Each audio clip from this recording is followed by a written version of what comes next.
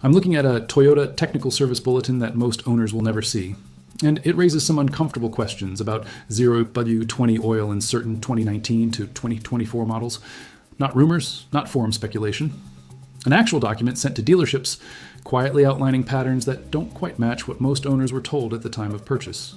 Now on paper, 0W-20 makes perfect sense. It flows quickly, on cold starts, reduces internal drag, and helps manufacturers squeeze out those last few miles per gallon to meet tightening fuel economy standards.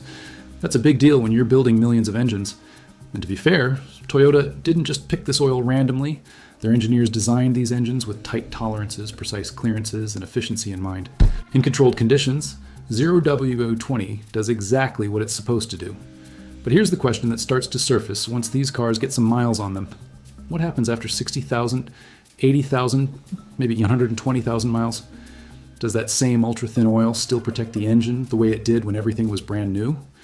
Because according to a technical service bulletin issued to dealerships, not customers, Toyota documented specific oil-related concerns in a subset of these engines.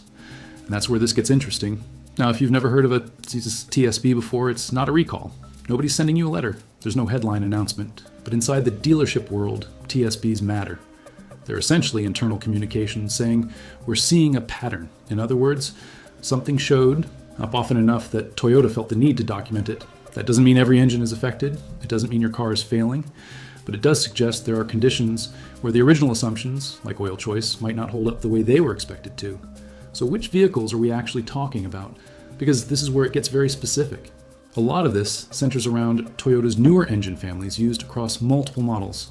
Think 2.5-liter dynamic force engines showing up in the Camry, RAV4, and Highlander, also smaller displacement engines and Corolla variants, and some hybrid configurations. And here's what makes it tricky. These engines are shared across different vehicles, which means the same underlying design can behave differently depending on how it's used. A RAV4 hauling weight in a hot climate? That's a very different life compared to a Corolla cruising highway, miles in cooler conditions.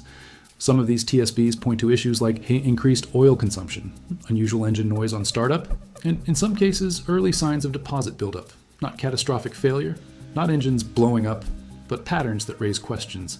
And if you own one of these models, this next part is going to matter. Here's the thing. When you hear 0W-20, that number isn't just a label. It's describing how the oil behaves under different temperatures. Think of it like this. Cold oil is thick, like syrup sitting in a fridge. As it heats up, it thins out, more like water. The 0W part means it flows well when cold. The 20 is how it behaves at operating temperature.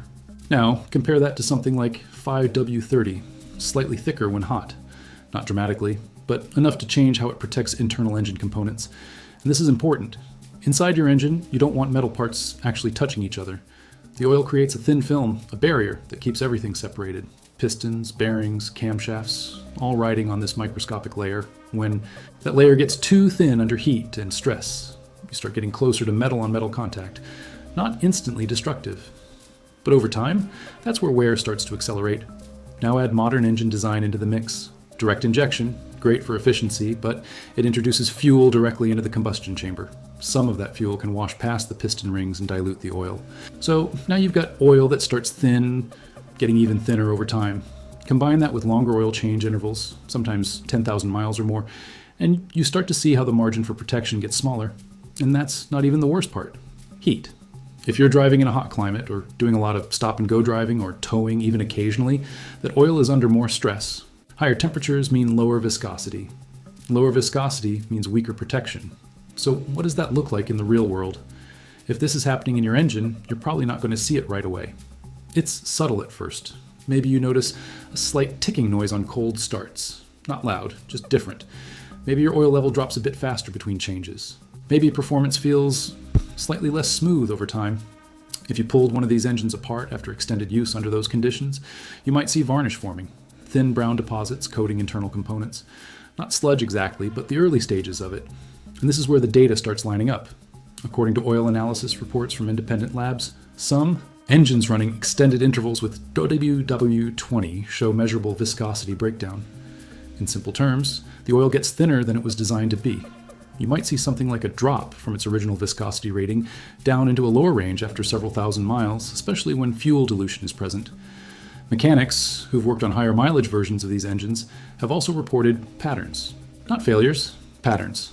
Slight wear in areas that rely heavily on consistent oil film strength. Now, Toyota's position on this is clear. They maintain that 0W-20 is the correct oil for these engines. And honestly, their reasoning makes sense.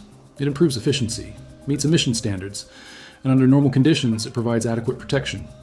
Normal conditions is doing a lot of work in that sentence. Because the TSB suggests that under certain conditions, heat, driving style, mileage accumulation, the equation starts to shift. It's not that the oil is wrong, it's that the margin for error becomes smaller. So what does this actually mean for you, and should you be worried? The answer isn't a simple yes or no. It depends on how you're using your vehicle. If you're driving a 2019 or newer Toyota with one of these engines, and you're in a hotter climate, doing a lot of city driving, or pushing longer oil change intervals, you might want to think differently about maintenance. For example, if you're out of warranty and your engine has higher mileage, some mechanics suggest considering a slightly thicker oil like 0W-20. Not as a blanket rule, but as a conditional adjustment based on usage. If you're still under warranty, it's usually best to stick with the manufacturer's recommendation. But you can shorten your oil change interval. Instead of 10,000 miles, maybe cut that in half.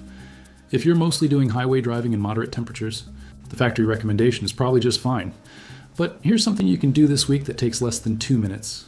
Pull your dipstick, look at the oil color, the level, even the smell. If it seems unusually thin, or you're noticing it dropping faster than expected, that's worth paying attention to. And next time you're under the hood, just listen on a cold start. Any unusual ticking or knocking that wasn't there before, that's information.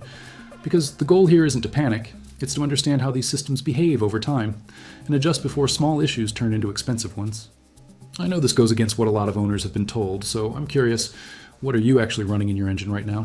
Have you stuck with 0W-20 or tried something different? Drop your experience below, especially if you're driving one of these models.